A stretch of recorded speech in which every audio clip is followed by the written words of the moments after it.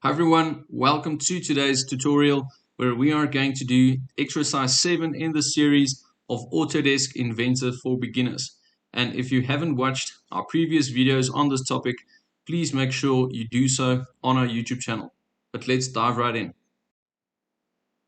So we've set up our sketch environment for this tutorial today. And if you do not know how to create a sketch or even do your sketch orientation in Autodesk Inventor, please make sure to go and watch our previous tutorials as we have discussed this in depth on those tutorials. But to get back to today's exercise that we are going to do, we've already set up our orientation, as you can see at the left and at the right top here. And now we are ready to start our sketch for today. And this is a quite interesting sketch. So first off, I'm going to start off by drawing circles. And I'm going to use the coordinate system to do this. As you can see, we have a couple of coordinates, our dimensions on the sketch, but I'm going to use basic math in Inventor to set up our first part of the sketch. And in order to do that, as you can see, we've got our X and Y values here, and I'm going to hit the tab button on my keyboard to get to my X value. And for this value, I'm simply going to put in 114 and I'm going to divide it by 2. As we know, this is our distance from our center point for today's tutorial to our first circle. And you can start your sketch wherever, this doesn't matter, but I'm going to explain some key concepts that you can use in Autodesk Inventor that you can use in your day-to-day life. So once you hit tab again, you can go to your Y value, and our Y value is 0. And I'm not going to hit the enter button yet. I'm going to hit the tab button again to get a preview of this point in our sketch environment. So as you can see, this is somewhere where we want it. So from this, I'm going to hit enter when I'm happy with this coordinates. So once you do that, you can see we can start to draw a circle here. And now we need to enter the diameter of the circle. And we know from our little sketch at the top here that it's 22 millimeters for this diameter. So once I've entered that, let's just zoom into this section.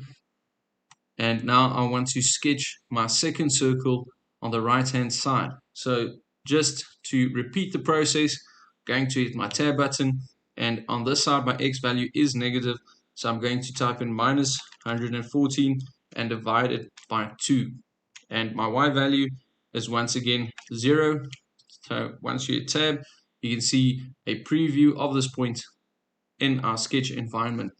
And once you're happy, press enter and enter your diameter for this circle. So you can see we've done our 2 circles now, and I want to finish off this circle sketch here. So I'm simply going to right click on the environment and I'm going to select OK to end my circle sketches. So the next step that I'm going to do, I'm going to insert a line from this center point here, and I'm going to run it up until there. So as we know, our X value is 57, and for this, our Y value, I am going to use I'm going to split the sketch in half, as you guys can see, and we know this is going to be a minus 32 coordinate for our Y value. And once I tab again, you can see the preview that we've got there. So I can hit enter and I can start to draw my line section. So my line is going to be 114 millimeters. And that is effectively up until the center point of the circle. So you can type in this manually, or you can just go with what Autodesk suggests and complete this section. And as you can see, we've got this line section and it continues to draw as we go along. So I'm simply going to right click and hit OK to finish that line section.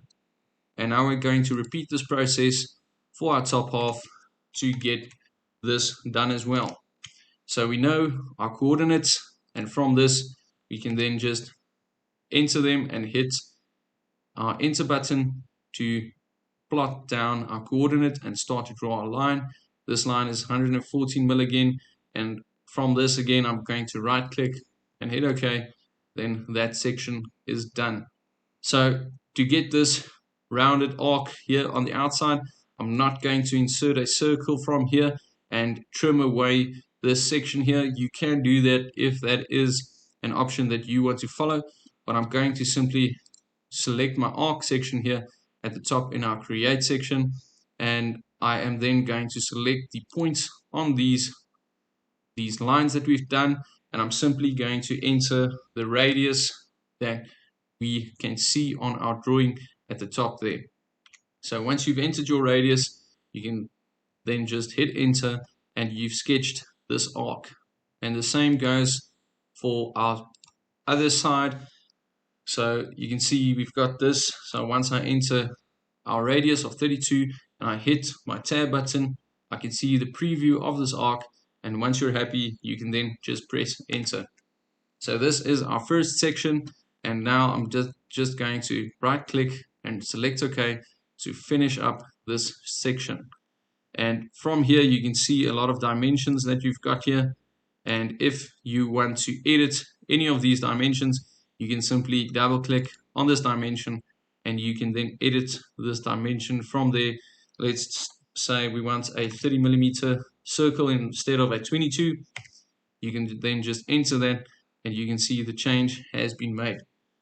But I'm just going to undo that and continue with our sketch.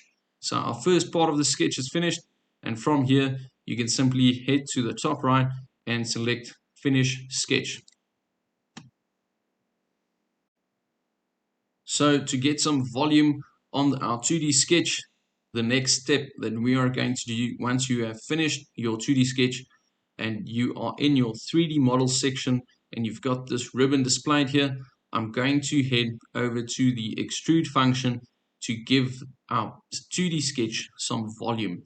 So once I select the extrude option here, you can see this extrude pop-up window here, and from here you can enter the properties that you want to do.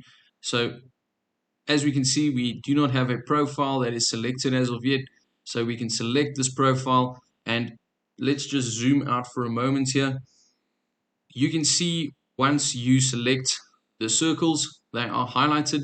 This will only extrude the circle of this specific circle, and this one, when you head over there as well, when you select a certain area, as you can see here, this whole section is included, but we want to make sure that the profile that we are selecting is our base of this section, and we want to exclude these circles. As you can see here from the sketch, our circles are not highlighted, and we want to keep it that way. So I'm going to select this profile, and from this we can start our extrude.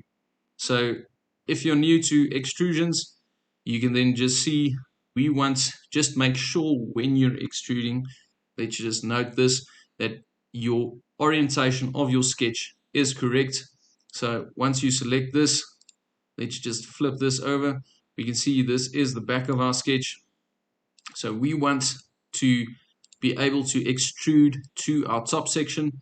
As you guys can see, our initial extrude from this, our default direction that was used, is extruding to our bottom section. And once you do that, this can in some cases complicate your next steps in your sketching. So I'm just going to flip this direction around so that we extrude to our top section. You can see the arrow pointing outward to our top section, and now we are extruding in the right direction. So from this, I'm just going to enter the distance of this extrude, and we know from our sketch it is 19 millimeters. So once you're happy with all of your properties, you can simply select OK, and your first part of this extrusion is done. So you can scroll around here and you can see that our first section is completed, and now we want to sketch the second part of this 3D model and extrude this as well to get the result that we want. So in order to sketch a 2D sketch, I want to sketch this on top of the surface. So in this ribbon on the left hand side, you can head to start a 2D sketch, and once you select that, you will see once you drag your mouse across your 3D model, it will give you a highlighted section, and this will display the area that you are going to draw on.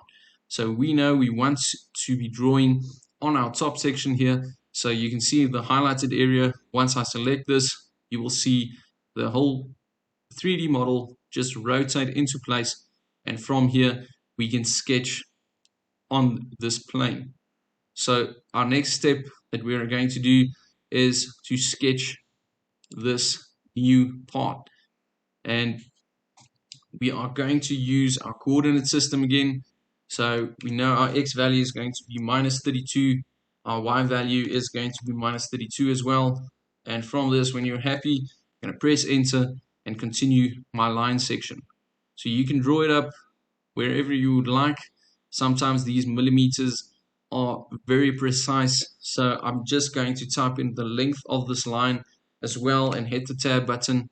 You can see our direction kind of flips depending on where you want to go, but we want this in a 90-degree angle, so I'm just going to select it there and then continue this sketch. So we know this distance is 64 millimeters, and this one is 64 as well. You can see that we are starting to achieve what we would like. So for this next part, you would need to calculate the area of this ridge that we want to be drawing, and it's quite simple. You can use simple math. We know we've got a 32 millimeter, and we know our inner section is 38, so that's going to be a 19. So once you do that, you can see our basic summation that was done, and we can see it's 13 millimeters. So now we can continue this drawing and we can complete this inner section. So I'm just going to fill out all of this area with our dimensions, and from here you can then just easily continue to complete this section. And once you've connected all of your lines, you can see our line section has ended there, but we still need to right click and press OK in order to complete this finally. So now that you can see we've got our new 2D sketch onto our 3D plane, our next step would be to extrude this section to get exactly what we would like. So then again, once you're finished with the sketch, you can just head to your right top and select Finish Sketch. And once you're done there, you can head over to the Create section in your 3D model ribbon, and we can select Extrude once again. And for this section, you will see our default direction is leaning to our top section. So this is correct. This is the direction that we want to be extruding in. And from this, you can change your direction, doesn't matter, but just make sure the output of your new extrusion is to join these parts. If you select a cut option and we change the direction, you can see that this makes a cutout. This cuts out your existing extrusion, but as I said, we want to join these parts together and we want our extrusion to head upwards. So from this, in this section of your distance, you can then simply do simple math again. So we know we've got a 64 millimeter total distance of this part, but we have a 19 millimeter base. So once you calculate this, it's quite easy.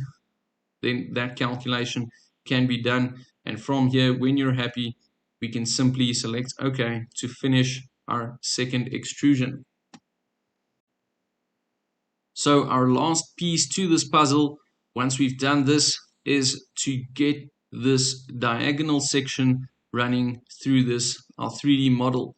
And that would be our final section. And after that, this part is completed. So in order to do that, we want to once again sketch a 2D sketch onto this section here. And it's quite simple. You can then just head to your left side of this 3D model ribbon, and we can select Start a 2D sketch. And as I said, you can see these sections where we can draw. So, but for this instance, we want to be drawing for, well, you can do it either way, it doesn't really matter. But for now, I'm going to select this outside edge that we are going to draw our new section onto. And this is going to be quite simple. We are going to draw a simple rectangle to get it done. So you can do this coordinate based. You can see Inventor has already given us our inner line here that you can follow. So I'm simply going to select this, run it all the way down to this section, and then back across and finish my triangle at the top here. And once you're done with that, I'm simply going to press OK and complete this section. So you can rotate your part and make sure everything is exactly where you would like it to be. But once you have drawn up this section, we can then just head to the right top of our ribbon and finish our sketch there. So once this sketch is finished, our next section would be to have an extrusion that joins together on our original 3D part.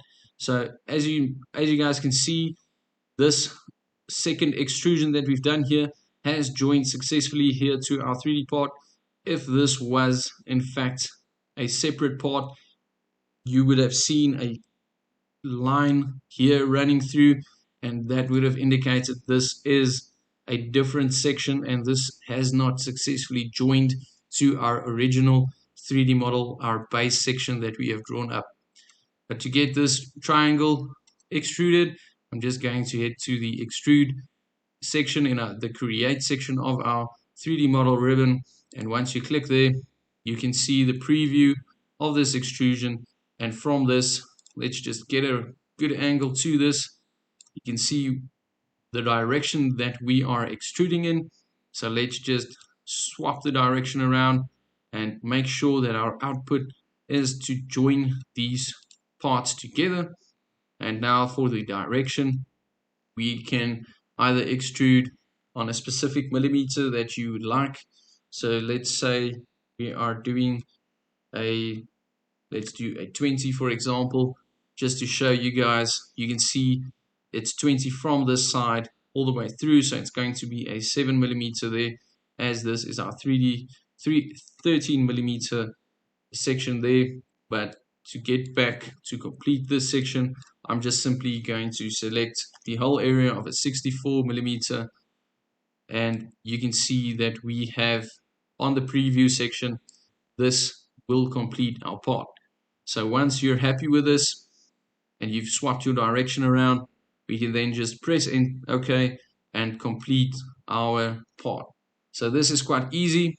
Our 3D model is complete now, and from here you have a completed 3D model, and you have just learned some extrusions and how to draw a 2D sketch on top of 3D models. So I hope you enjoyed this video, guys. If you did, please make sure to like the video down below. That would really help the YouTube algorithm get this video out to more people. And please remember to subscribe to our channel so that you do not miss any of our new content. But until next time, cheers.